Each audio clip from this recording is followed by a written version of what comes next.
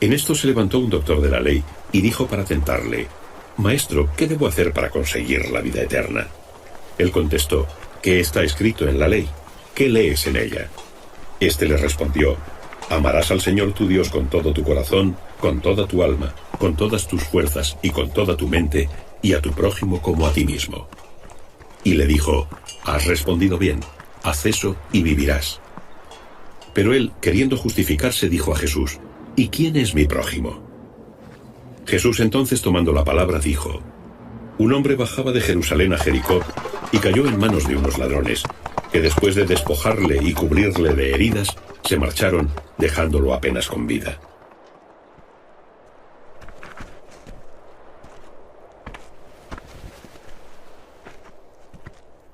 Bajaba por aquel camino un sacerdote que, viéndole, pasó de largo.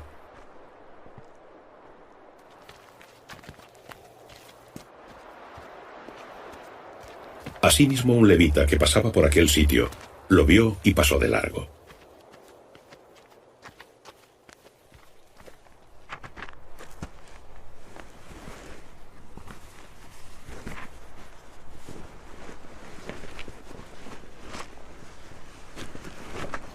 Pero un samaritano que iba de camino llegó hasta él y al verle se llenó de compasión.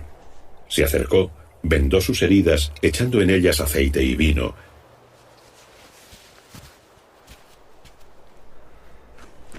y montándole sobre su propia cabalgadura, lo condujo al mesón y cuidó de él.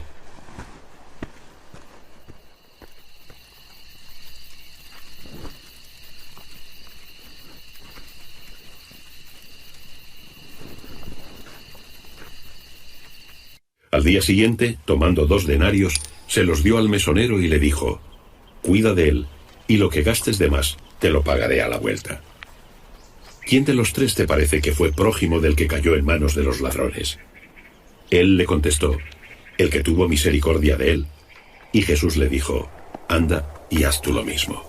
Palabra del Señor. Mis queridos hermanos, la pregunta del legista es muy interesante, ya que es sobre lo que hay que hacer para heredar la vida eterna. Qué interesante que también nosotros nos interesásemos por la vida eterna. Él pregunta y se cuestiona sobre lo que tiene que hacer para vivir con sentido. Que vivamos entonces con sentido que nos lleve hasta la vida eterna. La aclaración de vivir con sentido viene con el ¿quién es mi prójimo? El legista, una vez más podemos decir, pregunta por algo que ya sabía como un judío instruido que era. Sin embargo, el Evangelio modifica este concepto de prójimo. Podemos decir que el Evangelio nos dice que prójimo no es primeramente el próximo, el de tu familia, el de tu tribu o de tu pueblo, sino el necesitado. Más aún, prójimo puede ser cualquiera. De ahí que el único personaje de la parábola presentado de manera anónima sea el asaltado y medio muerto. Parece entonces que Lucas nos quiere dejar claro que prójimo no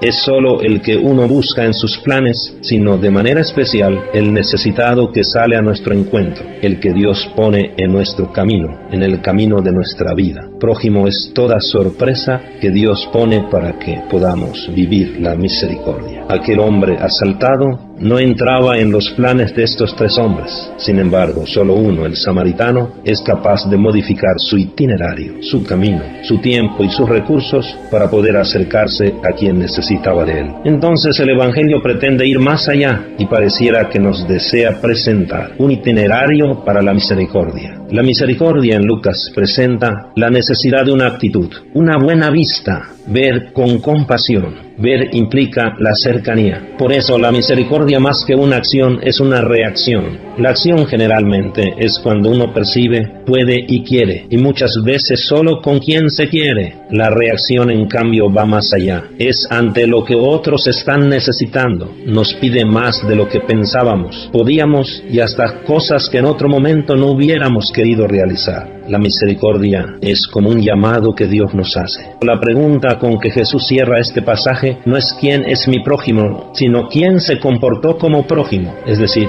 quién tuvo compasión, quién fue misericordioso. Jesús sorprendió al legista mencionando a un samaritano. Por esto es comprensible que el legista contestara evitando decir que fue el samaritano el prójimo del asaltado, y responde el que practicó la compasión con él. Podemos decir que Jesús hizo caer solito en la trampa al doctor de la ley, ya que Lucas solo utiliza estos términos de compasión para referirse al comportamiento de Dios. Todo esto nos da a entender que el que practica la misericordia, sea quien sea, se asemeja a Dios, se parece a Dios, porque se comporta al estilo de Dios. De aquí que el que sufre, el necesitado, se convierte en una oportunidad para darle sentido a nuestra vida, ya que nos exige vivir la misericordia al estilo de Dios. Anda y haz tú lo mismo. Esto es lo que debemos acoger como un mandato de Dios. Exige recordar lo que hizo el samaritano, porque se es prójimo no solo si se ayuda a otro, sino si se hace de esta manera. De allí que no cualquier ayuda nos asemeja a Dios, sino solo la que tiene estas características al estilo de Jesús. Mis queridos hermanos, urgen dos cosas en este mundo: que nos interesemos en serio por conseguir la vida eterna y no pongamos la fuerza en nuestra vida y la felicidad en lo material. Y segundo, urgen buenos samaritanos, aquellos que tienen compasión de su hermano y se ocupan de él.